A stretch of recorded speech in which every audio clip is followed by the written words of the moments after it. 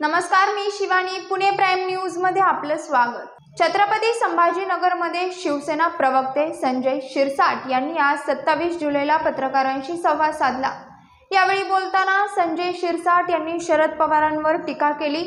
मराठी माणूस पंतप्रधान झाला पाहिजे ही भूमिका बाळासाहेबांनी मांडली होती, पण जेव्हा तसा प्रसंग आला तेव्हा मात्र हे मागे सरकले. म्हणून आज मराठी माणूस पंतप्रधान नाही, याला सर्व मोठे नेते जबाबदार आहेत, अशी टीका संजय शिरसाट यांनी शरद पवारांवर केली. मराठी माणसानं दिल्ली काबीज करण्याची संधी सोडली. सामनातून शरद पवारांनी हा अग्रलेख लिहिलेला आहे.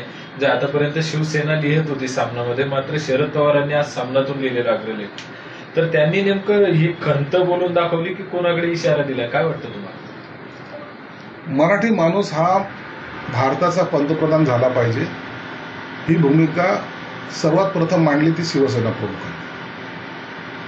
आणि तुम्ही जर पाहिलं तर जेव्हा जेव्हा असा प्रसंग आला, मराठी माणूस महाराष्ट्राच्या तख्त्यावर बसतोय, त्या टायमाला शिवसेना प्रमुख बाळासाहेब ठाकरेने तो कोणत्या पक्षाचा याचा कधीही विचार केला नाही आणि त्यांच्या पारड्यामध्ये असलेल्या पक्षाचं मत सुद्धा टाकलेलं आहे. मग ती राष्ट्रपतीची निवडणूक असो किंवा इतर कोणतीही निवडणूक असो. म्हणून भूमिका आमची स्पष्ट होती. परंतु आज जे अग्रलेख लिहित आहेत तेच त्यावेळेला मागे सरकले होते. शरद पवार भारताचे पंतप्रधान झाले पाहिजे, मराठी माणूस झाला पाहिजे ही शिवसेना प्रमुखाची भूमिका होती.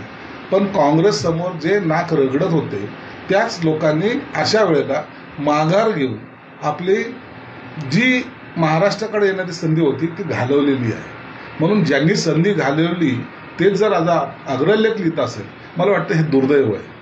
आज मोठा नेता आजही महाराष्ट्राचा पंतप्रधानांच्या पदावर बसेल असं चित्र दिसत नाही.